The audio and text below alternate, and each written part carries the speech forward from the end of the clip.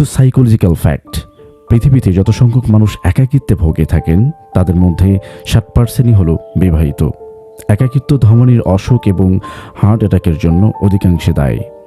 একাকিত্ব কখনোই আপনার কতজন বন্ধু বা কতজন আত্মীয় আছে তার উপর নির্ভর করে না। আপনার অনেক বন্ধু এবং আত্মীয় থাকলেও আপনি একাকিত্ব অনুভব করতে পারেন। এটা সম্পূর্ণভাবে অনুভূতির ব্যাপার। যখন আপনি মনে করেন আপনার কেউ নেই তখনই আপনার একাকিত্ব অনুভূতি হয়। একাকিত্বের জন্য পৃথিবীর অনেক রিলেশনশিপ ভেঙে যায়। কখনো কখনো এমনও হয় যে ব্যক্তিটি সবাইকে হাসি খুশি রাখতে চায় সেই নিজের একাকিত্বে ভোগে। তাই যে আপনাকে অনেকটা সুখে রাখতে চায় তার যত্ন নিতে শিখুন। সবথেকে বেশি আঘাত করে সেই মানুষগুলোর দেওয়া একাকিত্ব যার সঙ্গে আপনাকে কাল পর্যন্ত বিশেষভাবে শক্তি জুটিয়েছে।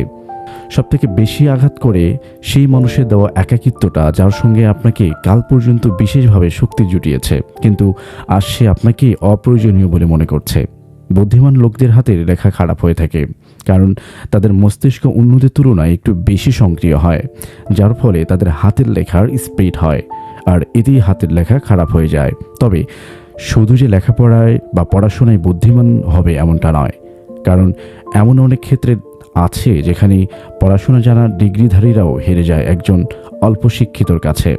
একটা গবেষণা অনুসারে কোনো দলের নেতা অথবা কোনো কোম্পানির সিইও এর উপর অনেক চাপ থাকে ঠিকই, কিন্তু তারা কখনো একাকিত্ব অনুভব করে না। সুতরাং বলা যায় আমরা একাকিত্ব অনুভব করে থাকি ঠিক তখনই যখন আমরা কোনো কাজ না করে শুধু চিন্তা করি। আপনাদের যত সময় বা বয়স বেড়ে চলবে ততই আপনার একাকিত্ব অনুভব হবে, আর এটাই স্বাভাবিক। এখানে আমাদের উচিত বৃদ্ধ মানুষদের সঙ্গ দেওয়া, কারণ তারা একাকিত্বে ভোগেন।